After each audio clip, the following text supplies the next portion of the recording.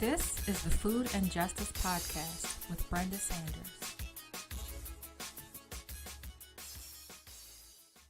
Hello, everyone, and thank you so much for tuning in to Food and Justice. I'm so excited about the show today. I have with me Dr. Lakshman Lucky Mulpuri, who I am so excited to have on the show. I've been wanting to have Lucky on the show for a while. We have some really interesting and important things to talk about on the show today. I want to just start off by reading Dr. Mulpuri's bio. And then we'll jump right into the questions. Dr. Lakshman Lucky Mulpuri graduated from the University of Michigan and Wayne State University School of Medicine. He has served as managing director for the 501c3 nonprofit organization Auntie Village in Detroit, a former president of the Plant-Based Nutrition Group, and the chief executive of PlantsNourish. He has been intimately involved in policy initiatives spanning the local, state, and federal levels, particularly focused on communities of color. He also developed and implemented the first ever mandatory plant-based medical curriculum for all 300 first-year medical students at Wayne State. Dr. Mulpuri's work has been featured in VegNews, Forks Over Knives, and numerous newspapers and television stations. As a community activist and a doctor, he is a strong proponent of the benefits whole food plant-based nutrition has for the community and the patients he serves. Wow. So that's a lot. And we're going to dig into all of it. I'm excited so much, Lucky, for being on this show. Thank you, Brenda. I'm actually thrilled. I know we have been talking about this for some time and I'm looking forward to it. Indeed. So we had a conversation recently and you said so much stuff that like blew my mind, right? And so we're going to talk about all of it. Of course. And I wanted to start with a phrase that you used in our last conversation, which was lunchroom to hospital pipeline. And I was just like, oh my gosh, because of course I'm doing like tons of social justice work. And so I know about, the school to prison pipeline and there's so much information out there about that. But this lunchroom to hospital pipeline just really, got my brain working. And I was just like, what is that? So can you go into what you mean when you use that phrase? Well, I think it's, I think it's definitely an excellent conversation we had, Brenda. And our time, both, you in Baltimore and me in Detroit, which are both very similar stories and cities that share populations that have endured so much. The school to prison pipeline is something that we're very familiar with. But we oftentimes discount the effect that the environment can have on the health of many of the people that we serve, particularly in low-income communities of color that tend to be Black and brown. And it started to come more and more to my attention during medical school.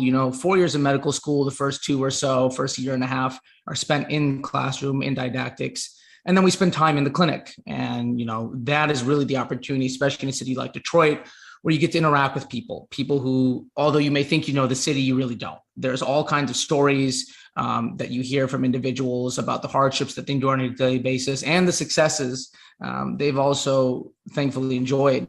But one thing that started to become painfully clear to me as I continued my clinical rotations and as I continue to see people not only within the hospital or the clinic, but in the very neighborhoods they called home when I worked at Auntie Village, was the fact that people are oftentimes set up to fail. And it's very frustrating oftentimes when we talk about health, especially of our more vulnerable communities. All you have to do is go to the majority of hospital cafeterias and look at what they're serving.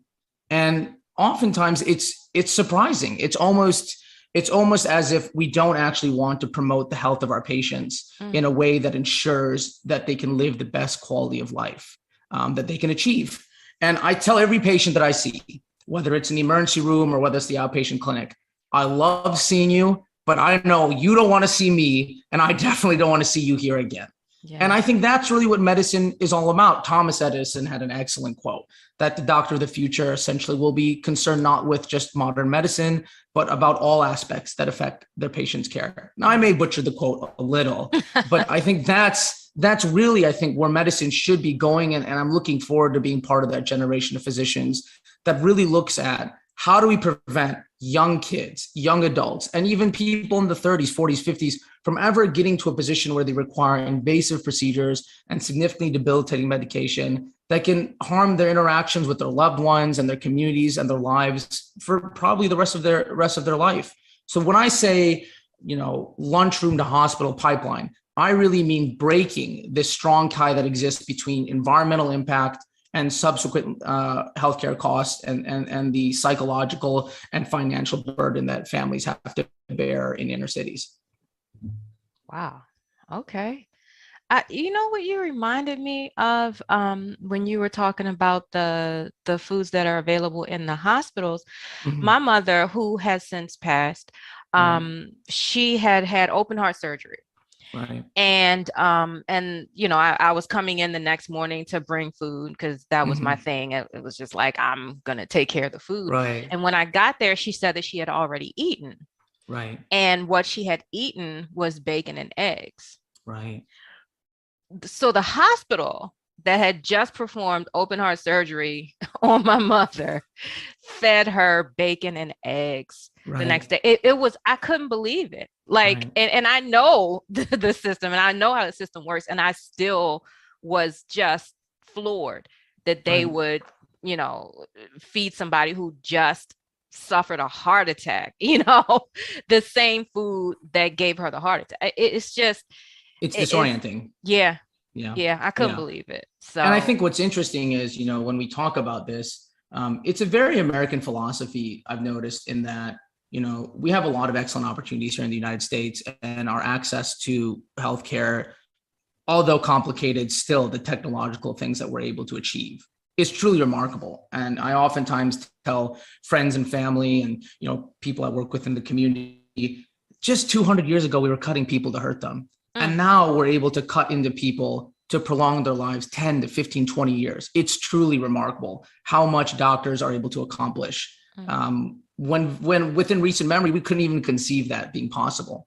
But again, it's this disconnect that occurs between the things that we're able to do to help people and then the things that we need to do to prevent people from ever needing to be in that position. And as I'm sure you saw with your mother, an open heart surgery is not like replacing, the faucet in your sink.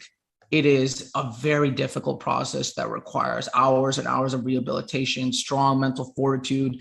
And oftentimes people are met with many challenges along the way that they didn't anticipate. And I personally have been in open heart surgeries and I've seen what we do to patients. And it is truly remarkable to me, again, what we can do. But I would have loved if that patient never had to get there in the first place. And as you know, the bacon and eggs is a great example. If someone needs open heart surgery, a bypass is not going to do the trick. We've maybe fixed one problem, but the overarching pathogenesis of why that person needed open heart surgery, ultimately in a Western diet, has not been addressed.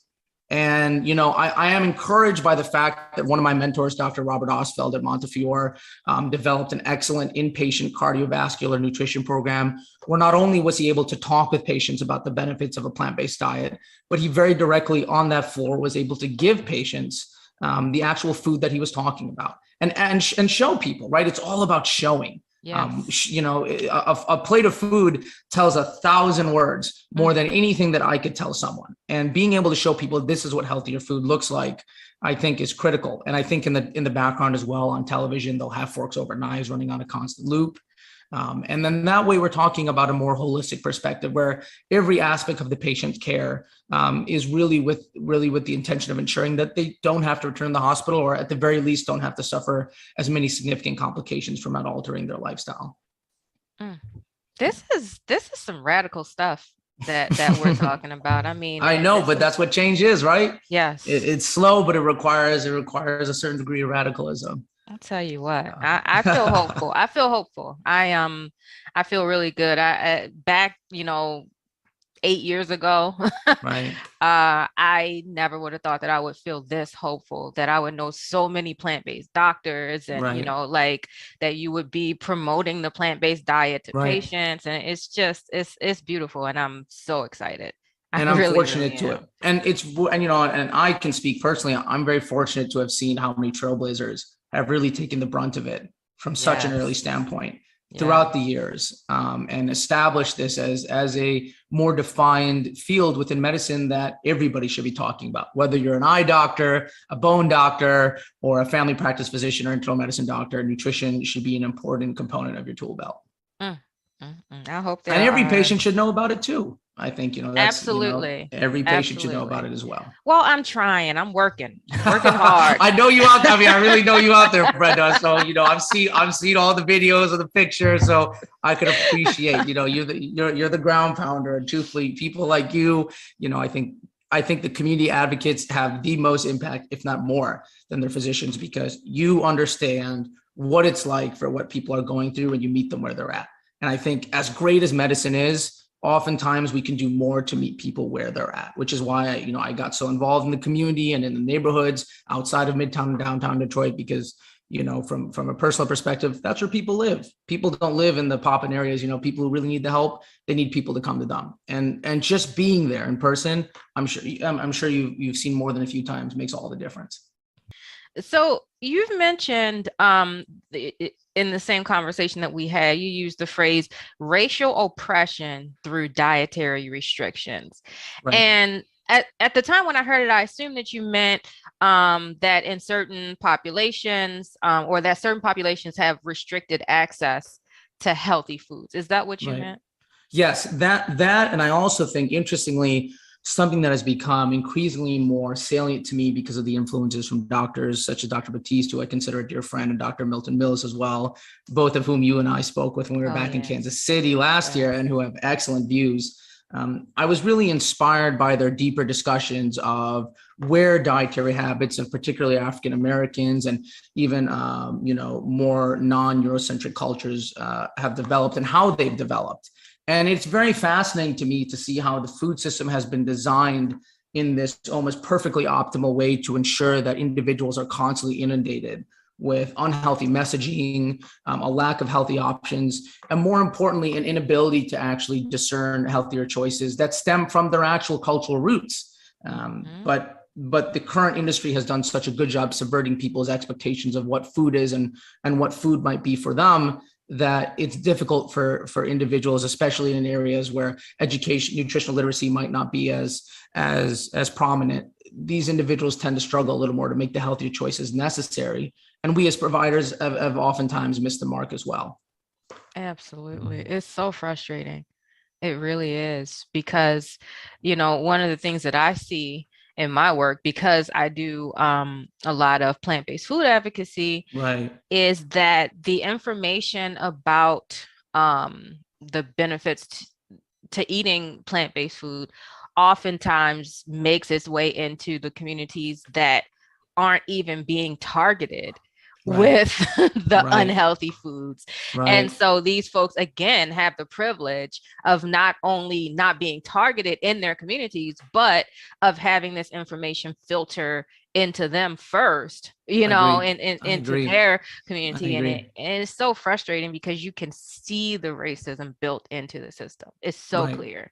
And the interesting thing too is, there's a really fascinating study. I can't remember the particular details. I read it a long time ago, but essentially they compared an African-American population in the South. I think it was Georgia, somewhere in Georgia, maybe Tennessee. And they compared it to a similar population in an African country, maybe Zimbabwe. I can't remember specifically. And they found the Zimbabwean population or whatever the population was that was looked at from that African country had significantly lower rates of colon cancer, significantly reduced rates of Alzheimer's. And all that was really different between the two populations, obviously, besides the environments that were built, but what was controlled for the most part, I guess. But dietary consumption was really the big differentiating factor.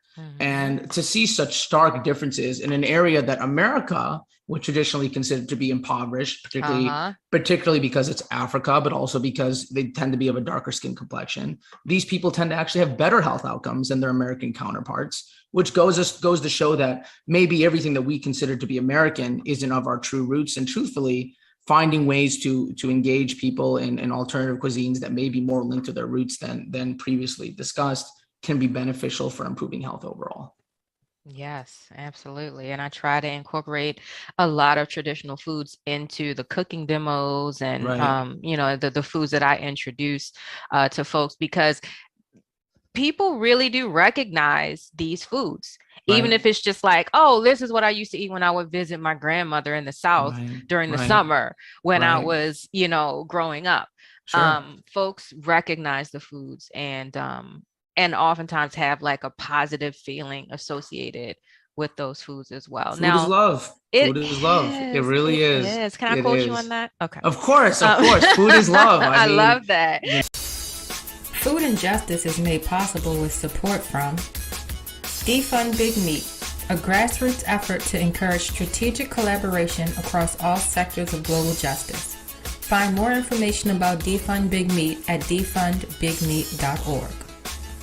A Well-Fed World, an international hunger relief and food justice organization advancing plant-based foods and farming to create a nourished and climate-friendly future. Find out more about A Well-Fed World at awfw.org. Better Food Foundation, an organization that promotes dietary changes to build a healthy, equitable, humane, and environmentally sustainable food system. You can find out more about Better Food Foundation at betterfoodfoundation.org. And Farm Sanctuary, a farmed animal sanctuary working to fight the disastrous effects of animal agriculture on animals, the environment, social justice, and public health through rescue, education, and advocacy. Find out more about Farm Sanctuary at farmsanctuary.org. You talked about this concept called decision fatigue, right, which I thought was so fascinating. Right. And you said that it can lead people to make unhealthy choices. Can you explain decision fatigue? Right. So, I think obviously decision fatigue is not a term that I came up with, or, it's one that's been bounced around quite a bit. And it applies a little more to, I think, lifestyle decision making in general beyond just nutrition. But I think it's something that's very plain when you look at any inner city environment. Baltimore is a great example, and Detroit are great examples, just because our two cities share so many characteristics. But when I see, what I see and what people obviously know already is there are so many different things in an individual's life, particularly when financial means aren't as easy to access. Transportation services may be more difficult, and all these various stresses throughout a period of time. How am I going to get money to pay rent? Am I going to be able to afford water? Oh no, my water's been shut off, right? I can't afford electricity. How am I supposed to get my kids to school? The bus hasn't been running efficiently. And in Detroit, public transportation is a major problem, and only 1 in 3 people don't have cars in Detroit. And this is a city with no real public transit. So all these little stresses that exist in the environment, and we haven't even talked about the stresses of racism and inherent racism that exist within cultures that have been so segregated, like Detroit and Baltimore. All these small things can build up to making it difficult to put the effort and energy necessary for people to make healthier habits. And this isn't to mention the healthcare effects that they've noticed by visiting their doctor. They have high blood pressure, they have high cholesterol, they're not able to breathe as well at night because they have maybe a larger or obese habits. This is what we call in medicine. They're a little larger, and so they have trouble sleeping at night because their pharyngeal tissue, and I'm getting a little too medical here, essentially they're not able to breathe at night. They're not able to breathe at night. And there's all these different varying factors that are so frustrating to see, because you understand this is why people are unable to make healthier decisions, because there's so many other difficult problems that they have to endure on a daily basis in ways that even I'm privileged to admit that I don't have to encounter as much. And all these different decisions make it hard that when the time comes and I need to choose something healthier, what am I going to choose? The thing I know I like that's going to bring me some degree of enjoyment, or am I going to do something completely different that I'm uncomfortable with, at the local grocery store, the local corner store, and maybe it's WIC-approved foods, maybe it's a little more affordable, but I don't really know how to do it. And I think most people in that situation would go for something that's comfortable, they're familiar with, and it's easy to access. And that is what the system has been designed to work on. And they've done a great job at it, as we've seen over the past few decades. They've done an excellent job hitting that mark. You just have to drive down any inner city and you tell me how many grocery stores you see, how many farmers markets. And I'll admit, Detroit's done a lot better in farmer markets and urban gardening over the years. But you tell me how many fast food restaurants you see, and then how many places you see that offer fresh produce in a culturally specific way. And I bet you most people are very familiar with that quandary. Yeah. My goodness. I mean, I grew up that way. I mean, Right. just we didn't even have a grocery store, and Right. so I mean, the options were slim. Slim. And you know, and having to try to figure out how to eat something nourishing from Right. what people have to choose from. It's just we gotta figure this out. Lucky. I agree. I agree. I know, Brenda, and if I could get 1,000 of you, I'd find someone to clone you. But unfortunately, I don't think we've got there yet. But you know, the more people like you and me, I think the better off the advocacy will get. Yeah, I think there's like 7 more. So, you know, like the 9 of us get together. Right. We all get together and do something. I agree. And maybe get a little more paid for it. But yeah, you know, besides that, there's a little more money for it. But that would be nice. Yeah. All right. So I mentioned the PlantsNourish program. You were involved in efforts to study nutrition in a community context. Right. What does that look like? And what are the potential benefits of a program like this one? Right. So my time at Auntie, so just for a brief overview for your listeners, you may not be familiar, obviously. Auntie Village is a smaller nonprofit on the west side of Detroit in a neighborhood known as Narden Park. So Detroit separating to the west side and the east side, and Woodward, that is usually the delineating factor there. But so Narden Park is an interesting neighborhood because it lacks a lot of access to resources that its surrounding neighborhoods do have. And Auntie, who is in fact a real person, has spent decades, both of herself and her family, providing services informally to the community, whether it's emergency shelter, food services for those in need, clothing, etc. And so Auntie started to become a formal organization with the support of local students. And when I arrived at that time, I originally started as a student and then transitioned into an actual community activist and leader within the organization beyond my role as a student volunteer.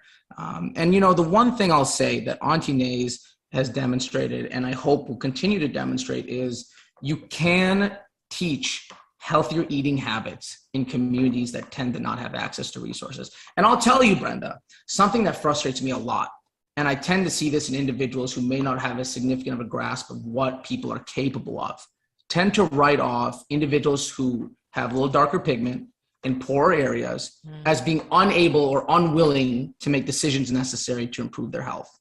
And I see it time and time again. I hear it all the time. Yeah. And nothing frustrates me more when people don't have the belief that others want to better themselves and their family's health. And I've seen it personally. We've had local plant-based health coaches, Mark Ramirez and Kim Ramirez. They formed the group Chickpea and Bean. They're an excellent story, and anybody who's interested, I highly recommend to look them up on their website, chickpeaandbean.org. But they have come out to the community and provided healthy eating living workshops. And my purpose and our purpose, Mark's purpose and my purpose, was to have ingredients sourced from every local corner store. There's a lot of WIC-approved foods that you can find in corner stores, that you can make a very easy salsa, you can make a very easy rice and beans bowl, all things that you can get from the local corner store and hopefully supplement with farmers markets. And I know Detroit, particularly in the past 5 to 10 years, has started to develop a booming urban farm movement that has really been focused on grassroots community events where every neighborhood will have someone involved in a community gardening process. And obviously Auntie is one of those. And so for me, when we talk about accessibility is what we make it. Do people have, unfortunately, more barriers to accessing care and proper nutrition? Of course, no one should be discounting that. But can we do more to meet people where they're at instead of just writing them off as a group that is unwilling to make healthcare changes? Yeah. Absolutely. Yeah. Absolutely. And I'm tired of being told by others that it's not worth the time, because it is. I mean, I was told when I decided to start doing food justice activism, and I knew where I was going to go back to where I came from. I was told that I was wasting my time. I was told that, you know, they're not going to care about that. They don't care about their health. They're never going to, you know, eat healthy. I was told all these things, and I'm just stubborn. So, so I just decided, you know, okay, well, maybe you're right, but I'm going to do it anyway. Right. And what I found was that all of it wasn't, like, none of it was true. None of it's true. I mean, people, if anything, people just didn't know. They didn't know. That was it. Right. That was it. Once people knew the things that they were learning through the workshops and the classes and things, they were just like, okay, so now what do I do? And that was all. They just wanted to know, okay, now what? Right. And then I had to figure out how to tell them now what, because yeah, once you get them there, you're like, uh-oh. right. Yeah, Right. initially it was just like I was just imparting information. I didn't know I had to like help you do it. But once that, was established, it was just like, oh, I mean, I like people who just like were so excited to learn how to make healthy food for their kids. Agreed. It just made my heart swell. It's gratifying. It was so wonderful to know that like all those people who were just trying to write off these poor Black and brown people, they were all wrong. They were all wrong. People in these communities need empowerment and not pity. And I'm tired of seeing that. I'm tired of it. It bothers me a lot. And unfortunately, healthcare has this issue significantly as well, where, there have been a number of studies done on physician perceptions and mid-level provider perceptions towards patients and their ability to change. And this is extending beyond communities of color, where oftentimes we discount our patients' ability or interest in making a lifestyle change. And oftentimes prescribe them in a way that may seem consistent with a more Western philosophy. And by that, I mean more traditional pharmaceutical or interventional. And this is not to say that those are not very useful routes for medicine. And people do need those routes in certain situations. But, everybody, I think, far discounts a person's ability to change. And we can do more to at least encourage them. And I understand not everybody's going to change. I get it. But I'd be remiss if we didn't at least attempt to provide people with the information necessary to set them up for success. And that is what we need to do time and time again, whether it's in the clinics, the hospitals, or if it's in the communities and churches that people call their neighborhoods. Yeah. And that's why I'm so glad to see the work that you're doing, because I say all time and time again, the real people that make the difference are the grassroots leaders. All they need is the necessary financial support to make it happen, because they already know what they're doing is right. Right. You don't need to go in and reinvent the wheel and tell people all these things they need to do. No, people have been doing good work and have been doing it for decades and centuries even. They just need the assistance necessary to continue making that good work happen. Yes. And you're right. So many people. I mean, since I've been doing this show, I have met so many people and heard so many stories of folks who are just on the ground like you, in Detroit, just doing this work, and nobody would ever know. Right. I mean, luckily, Auntie Nays was written up in VegNews and other places, but how many projects out there are just folks are just struggling, trying to help other people out of the kindness of their heart, and they're getting no publicity about it. They're getting no support. And so I'm hoping that through this show and, my organization, Afro-Vegan Society, we'll be able to find more people and just connect them with the resources and support that they need, because that's so important. Right. And there's a reason why in the plant-based movement, I think particularly, I guess, the vegan movement, but if we're talking more medically, the plant-based movement, one of the largest, fastest growing segments is African-Americans. Oh, yeah. And there's a reason for this. And I think, again, there's misconceptions about where the usefulness of this derives. And as somebody who is not from this country, and I am from this country, but my roots don't trace back here. It is oftentimes surprising to me when people tell me about the infeasibility of plant-based diets, when my ancestors and people who look like you and me have been doing it for centuries in their home countries without even a single thought. Yep. And it's fascinating. It really is, because it goes back to discounting people's ability to embrace their heritage and their culture and make the significant changes necessary to ensure the health of themselves and their family. This is good stuff, Lucky. I'm glad. I told you, didn't I? We'd be having good fun. I told you. Yes. Yes. So you mentioned that there are areas of Detroit that aren't necessarily food deserts, but instead they are food swamps. And I know that there are a lot of folks who are watching who may not know the distinction between the two. So can you kind of break that down for us? Sure. So, interestingly, food desert, I think, is a term that's commonly known to many of us.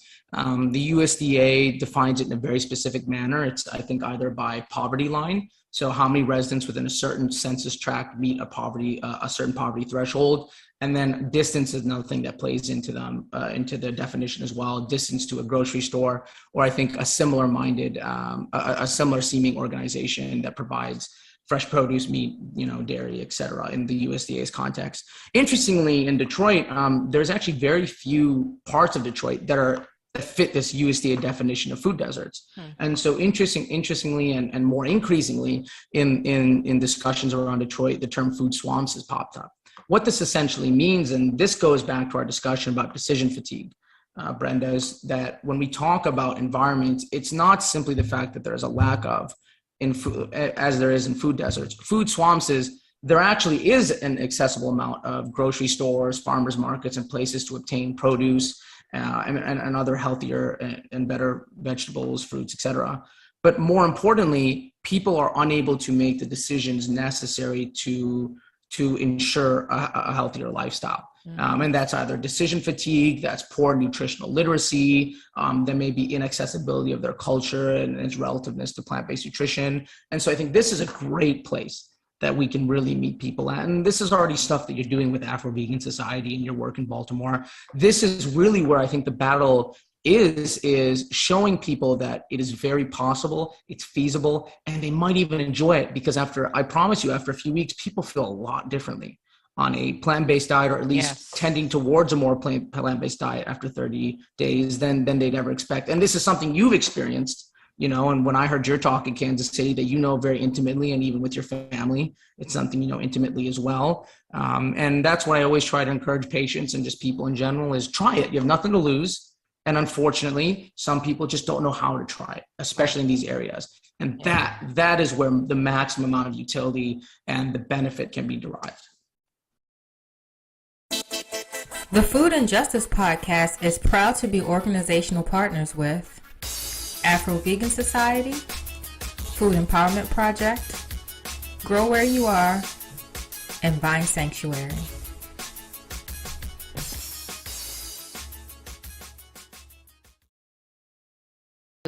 You just made me think about the fact that here in Baltimore, there was maybe 10 years ago or so, maybe not even that long, there was this explosion of community gardens and farmers markets and stuff. And some of these farmers markets are straight up in the hood. 2 blocks away from the hood, really, really close. But everybody at the farmer's market is white driving a hybrid. I swear to God, where are the people from this community?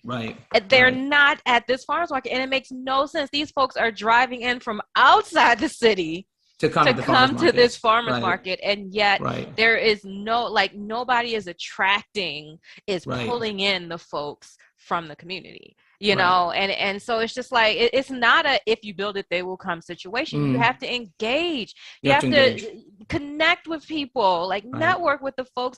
And and so when I was involved with some folks, we wanted to build a community garden. I lived in this community called Penn North, which was adjacent to the community where Freddie Gray was killed, and so the hood. And so, I wanted to build this garden, and I wanted it to be open and accessible to everybody in the community, but they didn't know me. Who is you? Right. I just started going door to door and just, I put together this survey, and I was just if there was a community garden in this community, would you use what do you like? Collard greens, cabbage, what do you want me to grow? Would you like to come out and be a part of this process? And it worked. It worked. I mean, by mid-season, I would say maybe July or so, the whole community was taking part. The kids were out there, the grandparents were out there telling us that we were doing everything wrong. It was great. And it was just, the parents would come out, and it was a great situation. And so you can't, it's not just if we put this thing, if we come in from outside and put this thing in their community, they're just gonna appreciate it, and want to be a part of it. You have to build, that's what community organizing is, is building community. And so I really appreciate what you're saying, has been going on in Detroit. Detroit and Baltimore do actually sound very similar. Yeah. Very similar. Yeah. And it's interesting. It goes back to food is love. Yeah. When people feel like they have skin in the game, like this is their project, this is their neighborhood, this is their community, and they're doing it together, you cannot tell me that people won't come through. You cannot tell me that. True. Yeah. Who doesn't want to see that come together? You know what I'm saying? And Detroit, there was this, I remember, for a long time, Detroit was never a big grocery store place by these huge grocery stores. There was a lot of smaller independent chains. But Whole Foods came, I can't remember how long ago, it feels like a lifetime ago. Whole Foods came, plopped itself down in Midtown. And it was kind of like this prime example to me of this fallacy, because remember, you and I talked about food deserts and food swamps. Policy, as you know very well on the ground, and it's something that I spend time with, is nuanced, right? Nothing is ever black and white. It requires some gray, right? That's why I love the field of medicine. It's a gray field. We do the best we can, but nothing is black and white. And every provider will tell their patient that we do the best we can. But when we talk about policy and we talk about the difference between food deserts and food swamps, just because you think there isn't enough grocery stores doesn't mean putting 14 to 50 more grocery stores will fix the problem. Nope. And that is what it's about, meeting people where they're at. And I love that's what you did. You went door to door and you asked people, what do you want? Yeah. It's a simple question. You don't need to have a 40, 50 page survey asking people all their dietary preferences and what they're interested in and right. It's a very simple question. If we put up an apple tree, would you use it? Right? That's all it takes. And I love it. It's a simple answer, right? It's like Occam's razor. It's very simple. Yeah. That's all. The simplest answer is often the solution. And it's so encouraging for me to see initiatives like that just happening everywhere, especially in a place that looks a lot like Detroit. It really is. And there are other cities just like ours where the same kind of work is happening. There's folks over in Oakland. There's people in Chicago. I mean, I feel really very hopeful and optimistic that things are starting to turn around, and luckily it's kind of like the issue, like the trending issue right now is food justice. Food justice. I'm not mad about that. I mean, yeah, no. I mean, I'll take it every day. It makes my job easier and your job easier because we don't have to explain what the term means. Yes. Right. So people care about our issue right now. Let's capitalize on that. That's where I'm at. Definitely. Right. So the activism that you and I are engaged in involves, and you just mentioned this, giving people the tools that they need to transition to plant-based eating, to vegan living. Why do you think that is so important? I know why I think that it's so important. Why do you think that it's so important to give people the tools that they need to transition? It's a great question, Brenda. Medicine is a very interesting field because of the people who are attracted to it and the good work they can do. We oftentimes think in terms of incidence and prevalence of disease. We think in terms of numbers. We think of the ability to make people's lives better, because at the end of the day, as a provider, you're using statistics and you're using the best research available to you to inform your decision-making as a provider, and more importantly, provide your patients with the best possible outcome. But the reason I got into this game and why it appealed to me so much when we talk about nutrition and we talk about plant-based nutrition in particular, I don't want someone to miss out on a good 10 to 15 years of quality life with their loved ones. Life is short. And as somebody who has seen people die on the table, I know that firsthand. Life is short. Yeah. And it's interesting because, again, I alluded to this earlier. It's a very American philosophy that quantity is better than quality. Everybody says, I don't mind dropping dead at 65. I don't mind eating whatever I want to do and doing whatever I want to do until I die. Well, as someone who has seen it firsthand, you don't just pass away happily in your sleep. It's a very long, painful process. It's incredibly burdensome, not only on yourself, but more importantly, the ones that you call family and the ones who will have to take care of you. It puts yourself in a compromising position. And as Americans, I think we're all very used to being independent. And that can be debilitating, that loss of self, and more importantly, the loss of quality of life that we're all accustomed to enjoying.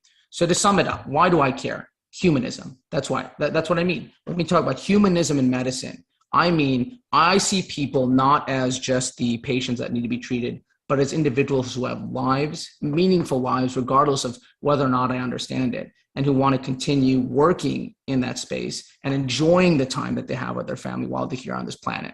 My grandmother passed away very, very young from a heart condition that was preventable. I lost my father to prostate cancer, my grandfather to prostate cancer just a month ago. Oh. And so and I'm not the only one.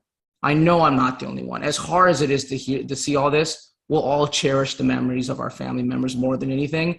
And I would bet you most people would give anything to have just another 6 months with their loved ones. Mm-hmm. Just another 6 months of good conversation and laughs and birthday parties and, everything under the sun. And that's why I think it's so important. It's not, my economics major tells me this is how much we'd save in terms of losses of productivity and how much we'd save on healthcare costs and how much we would save on pharmaceutical usage. I mean, that's all well and good, and that's incredibly important. And we haven't even touched upon the environmental conservatism that I think is becoming more salient as time has passed. Mm-hmm. But it's about people's ability to continue to feel like themselves. It's about their quality of life. And I think that's really why I care about it so deeply. Mm. That is beautiful. More doctors like you, please. No. I was fortunate. I had an excellent mother and father, and I've seen the struggle firsthand. And so that's informed a lot of my life. And it's why I think I want to do what I want to do. Mm. Well, I want you to do what you want to do. I appreciate that. But I mean, I would like to just kick it on an island for 10, 15 years, but I don't think my conscience would allow it. No, indeed. Yeah. So dairy. Yes. Here's the thing. Right. I have a particular axe to grind with the dairy industry, and I'm still kind of working through it because I know that there are, it goes beyond the fact that I was extremely lactose intolerant I was on the extreme end of the spectrum. When I was a baby, an infant, my family members used to call me that crying baby. They did. I was too, actually. I'll tell you about it after, but that was me too. And look where we ended up, right? Look where we ended up. Right. So. All I did was cry and cry and cry, unless I was asleep. If I was awake, I was crying. And my mom would take me to the doctor, and they would be like, "Oh, we don't know." Even one doctor. I tell this story. One pediatrician told my mother, "Well, Black babies just cry more." Oh my gosh. Yeah. Oh my gosh. Well, yeah. I've seen some quiet Black babies too, though. So I don't know about that one, but I've seen plenty who look at me like they don't even want to talk. So I don't know about that. Yeah. So one doctor just suggested that she try non-dairy formula. Right. And she went and got the non-dairy formula, and I immediately stopped crying. Right. And so I just say that to say that I was so lactose intolerant, and I mean all the way up until I went vegan. Right. So I do have this specific issue with the dairy industry, but I know it goes deeper than just my own personal pain.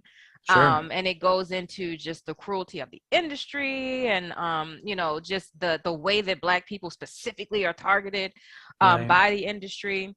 And so you had talked about how the dairy industry uses public policy and advertising specifically to influence people's dietary choices. And I've been seeing it my whole life. What do you see as the best ways to push back on that influence? Right. It's a good question. I think I've thought about this quite a bit.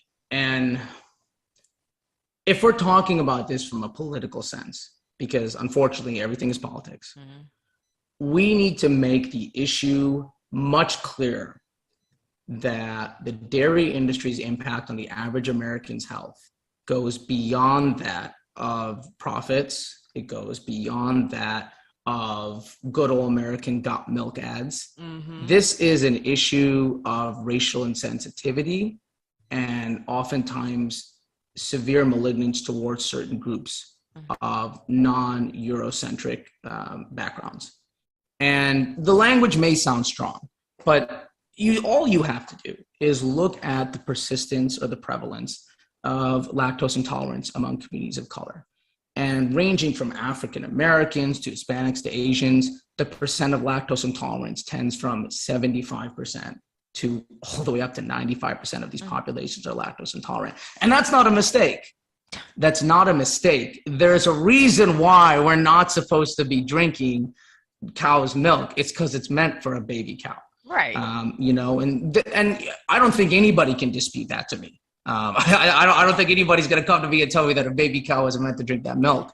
And that persistence of the lactase gene that we see tends to degenerate and ultimately disappear because it's the natural thing to do in babies. At a certain point, we're weaned off formula in modern society or breastfeeding, which is the better version, obviously, of getting nutrition. But once we get off of that, we don't really need to go back. And if you look at trends of lactose intolerance among more Eurocentric societies, far lower. I think somewhere between 10 to 25%. It's much lower. But the societies that have been built oftentimes that we unfortunately have come to know and very much relish tend to be of a more Eurocentric background. And this is both in environmental policy, and something that's very obvious to now is animal agricultural subsidization, where the animal agricultural industry enjoys tens of 20 of billions of dollars of taxpayer money, more than the oil industry even. I think it's to the tune of about 70 or 80 billion dollars go towards the animal agricultural industry in the United States. When, although, it's oftentimes depicted as very folksy and this discussion of, good old American sensibilities and ranchers, the majority of the space is actually dominated by large factory farms that are hosted by large companies, huge corporations that have incredible impacts on the communities that those slaughterhouses and those dairy farms call home, higher rates of violence, of violent behavior in those communities due to the PTSD and trauma of those work and agricultural forces, and something that extends beyond to the environmental impacts of these areas, whether it's disruption of ecosystems there or pollution that exists. And obviously, as you and I well know, it extends far beyond into our communities. Whether it's Black or brown or even white, people very much suffer the consequences of a very robust dairy industry that many of the Western nations tend to employ, everywhere from Europe to Canada. And Canada, whose MP is vegan, Justin Trudeau, even Canada has a very significant dairy lobby. And so, it's fascinating because when we talk about how to fight back, if I had one decision, if I had one choice, it'd be to eliminate animal agricultural subsidies, because these industries are largely unprofitable without the support of taxpayer dollars, whether or not we want to admit it. I think if anybody, I was talking to my friend about this last night, if any American found out that we were giving the amount of money we do to these industries and you just replace that industry with Pepsi, people would be livid. People would say, how are you giving my money to support this corporation? And obviously, something we see very clearly is they'll take these products that are now the demand of which is dropping, and they're still attempting to keep the price and the profit margins nice and healthy. They'll force these into our school lunches. You have to look at any Black and brown school lunch. What do we see the most? I see a carton of dairy milk on every kid's plate. And yeah, maybe these kids have milder forms of lactose intolerance. Maybe they have major forms of lactose intolerance. Either way, we know just based on the numbers and the degree of lactose intolerance in these societies that these kids are going to be affected. They won't be able to focus as much in school. They might have more abdominal issues. And the problem is people get so used to this, they don't realize that there's an alternative way, that they don't have to feel this way. Even I was one of those people. I just forced myself to lactose for years, because especially in my culture, in Indian culture, and my country's home, which was subjugated and enslaved by the British for a few couple of years, dairy was heavily brought into my country. And although we had it in small amounts, it was nowhere near the level that was imposed onto the country once it became, entrapped or I guess colonialized by the British. So all this to say, I think it's interesting because I spent a lot of time reading about some very interesting theses on the Eurocentric backings of animal agriculture and how it was used to spread colonialism. It was yet another tool, obviously, in addition to slavery, in addition to all other methods they employed, infectious diseases they accidentally used to wipe out the Native American population here for the most part. Animal agriculture was a huge component of that. It was a huge component of that. And so when we talk about what we can do now It's to frame this issue in the way it needs to be framed, which is this is an issue of racial justice that extends beyond us talking about your oat milk latte at Starbucks. This is a major issue that affects people of color who are already vulnerable in so many different ways. And it really should focus on what more can we do to ensure that these kids have the best possible ability to succeed in life. And that's trying to improve as many environmental impediments as we possibly can to ensure their success. Because as you and I know, it is a miracle anybody can get out of these cities when you see how much the average child in an inner city has to go up against. It is a miracle that any of them are able to leave, because everything is designed from day one to make their lives significantly more difficult. So I went off a little there. I know, but I've been thinking about this for a while, because Dr. Mills and I have been working on writing a letter with Switch for Good to the USDA's Equity Commission to encourage the removal of dairy milk, or at the very least the offering of alternative plant-based milks in lunches for all children, particularly children of color. And people aren't talking about this, or at least not enough people. This is this is important when you're talking about a staple in the American diet is a racial justice issue. I mean, come on, no, everybody should be talking about this, and they're not. So that's why we have to do this show. We have to. Somebody has to. Right. I mean, and I think you and I had mentioned on our first talk, our preliminary talk, about one of the initiatives I was working with for the HBCU CPLM, the physicians for College of Physicians for Lifestyle Medicine. That's the organization, HBCU CPLM. It's a long acronym, I know.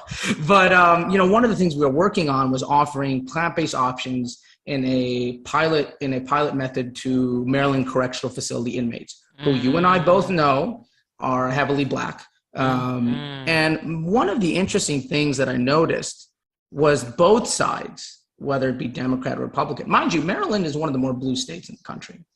So both sides had issues with this legislation, particularly that we'd be doing something as radical as offering better nutritional options to inmates who, if anybody listening to this podcast knows the kind of stuff that these men and women receive in those correctional facilities, it's horrendous. Yeah. It's abhorrent that this is how we treat a citizen of the United States, regardless of the crime that they've committed, because they are still people. And how we treat our most vulnerable is a reflection of the country overall.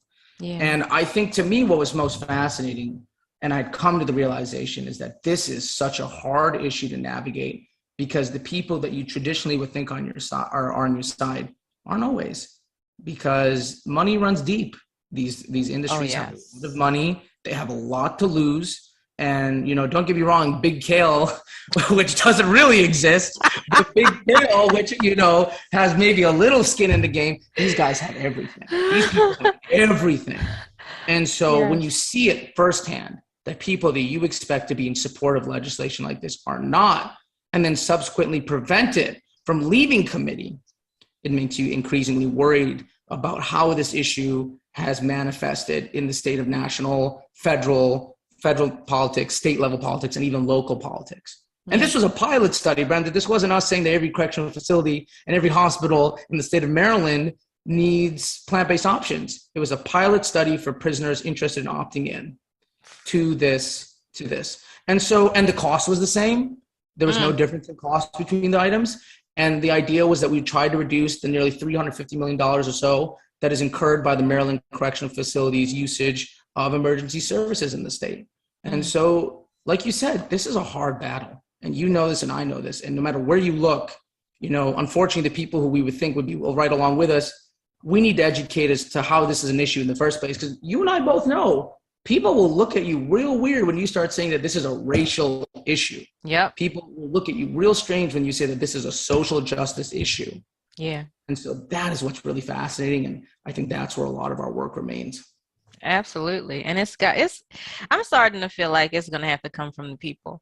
And that's probably like, it's like, duh, but you still, there's some part of you that still feels like our elected officials are actually looking out for us, but then something like this pilot program comes along and you're like, oh, wait, maybe they're not. It's discouraging. Yeah. It's discouraging. Right. Yeah. It has to come from the people. And like you said, grassroots, ground up operations.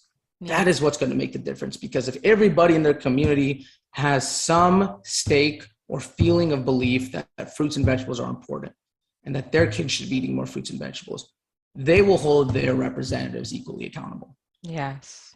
Because at the end of the day, we could go on and on about the state of American politics, but it's the system we have right now and the system we have to work in. And people have far more power with their wallets than they think they do. And if you demonstrate where you think is important and what you think is important for the health of your children and for future generations, this is the best space to be in. And we're not, again, all we talk about nowadays is a lot of issues that have to deal with the economic or environmental consequences of dietary habits. Mm-hmm. So, what was the big Amazon fire? That was because people were clearing forests for animal agricultural operations. Yep. And so there's these, and this isn't for me to say that, oftentimes people who hear me speak or that I'll talk to believe that I think plant-based nutrition is a panacea, a cure-all. I don't. I think it has tremendous usefulness, and it's probably one of the most effective tools we have in our toolbox. Mm-hmm. And unfortunately, it's not even being mentioned as being in that box. So let alone being taken out. And I think, I've alluded to this on previous podcasts and, on television, but your average doctor gets less than 40 hours of nutritional education. And much of that is not clinically relevant. And we can do more. Do more. There's nothing wrong with it. That's the way the system is, but that's not to say that we can't do more, which is why, the medical curriculum that we created, that was important to me, because, I hope to plant the seed at the very least that people will see their 10,000th type 2 diabetes patient and wonder, didn't I see a story of that one guy, Mark Ramirez, who reversed his type 2 diabetes? I swear I saw that somewhere. Maybe I'll look into it, right? You can't change the whole system, but people have far more agency in their health and their ability to be healthy than they are led to believe. And we can do more showing them that.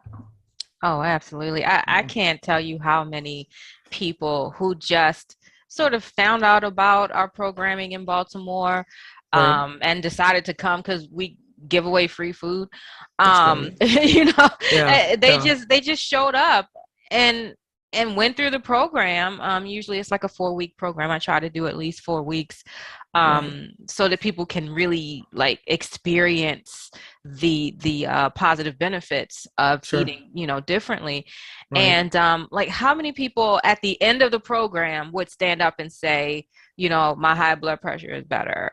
My doctor is adjusting my diabetes medication. This stuff that's just whoa, I wasn't expecting it. Right. That's a few days. And these people to this day, and it's been, maybe 8 or 10 years since they went through the program, and they to this day attribute this information with changing their lives forever.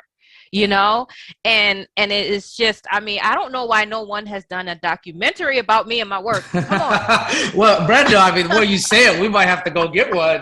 I wouldn't mind hosting it. We'll get one. Let me talk to, we'll talk to some people. Yeah, let's go do it. I'd love to. This is miraculous stuff happening here, and nobody's even paying attention. But that's the best work, unfortunately, sometimes, right? Yeah.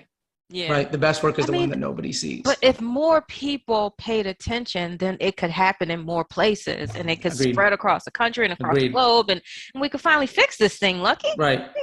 No, I agree, Brenda. Well, so you gave me the idea, and we'll make it happen. Okay. Let's make it happen. Cool. Yeah. So you got that. So I'll do my best. No promises, but I'd love to. I'd love to come down and see what you're doing in Baltimore just for a week. It's just. What can I say? I'm all right. So I want to hear about Auntie Nae's Village because I'm obsessed. Right. I think that what was able to be created and then grown and just blossomed into this. When you were even just talking about the services that she and her family were providing to people, just out of the kindness of their hearts, like housing for housing insecure people and food and all these things.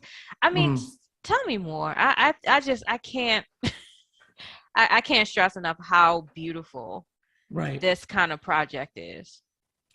So, at Auntie Village, there's a saying that we have, it takes a village.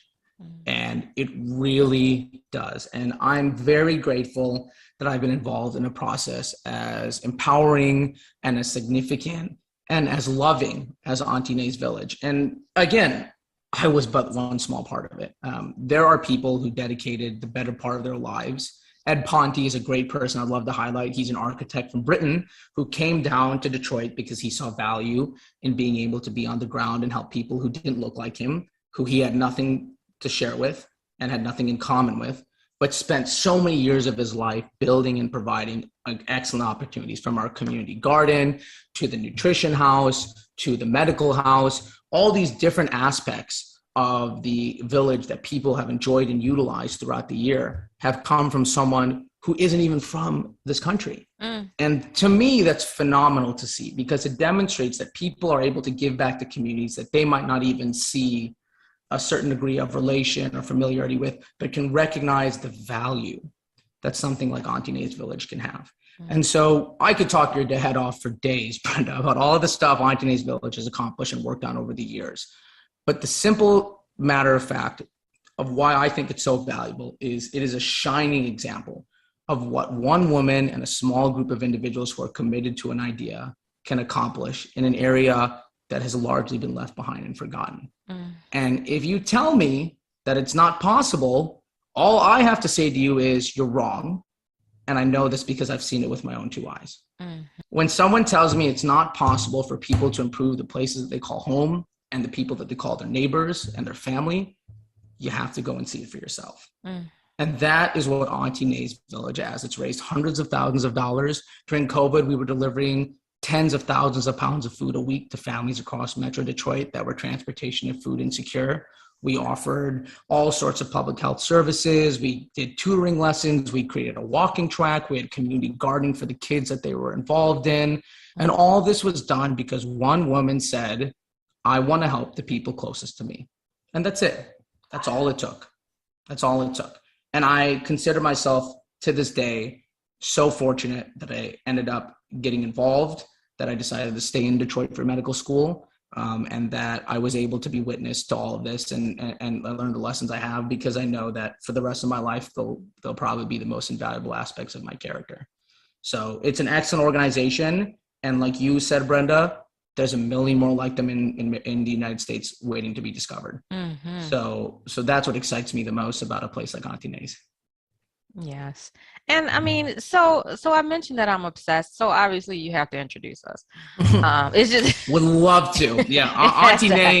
Auntie Nay is a salesman like no other. I don't think there's any person that I've met who is as loving of the kids in her village and as good at describing the work that we've done as anybody. She truly is the maternal figure for everybody in that village, all of us included who worked with her. And I would love to, and I'm sure she would love to as well. Oh, awesome. Yeah. Awesome. Wow. This has been, I mean, it's what was expected. I'm telling you, it was expected. It was expected. Ain't nothing to it, right? I told you it was expected. We just have to make it happen. It's been great. I mean, honestly, some of the stuff that we've talked about, I don't think it's being talked about. Agreed. And hopefully this show will spark, more conversations like this, because, and to have somebody from the medical profession say some of these things, some of us who aren't medical professionals, we say some of the stuff that you've said, but is it really valid if it's coming from me? I mean, but I wouldn't say that, but right. You get the people. If you or Dr. Mills or Dr. Batiste, if you say, these are the issues with the medical industry, then folks are going to listen. And that is, again, that fills me with hope. And so I'm so excited that this show is happening. I'm so appreciative that you have, taken time out of your busy schedule. I'll do it 1,000 times more. Oh my gosh, you don't have to ask again. You call, I'll be there. I told you that since day one when we met. I knew. So and I mean, other people heard you say that, so you can't take That's right. I'm on the record now, unfortunately. So it's been amazing. amazing. Oh my gosh, everybody. Thank you so much for tuning in to this show with Dr. Lakshman Mulpuri. I probably screwed You it got up. it. You got it. I mean, hey, it took a little practice, but you got it. So. And I can't wait to just continue to talk about these issues. We're probably going to end up on a panel together very soon. And and let's just keep doing this work. It's so important, and I'm so glad that you are in it. Of course, I don't see a better place for myself. Thanks for tuning in to Food and Justice with Brenda Sanders. See you next time.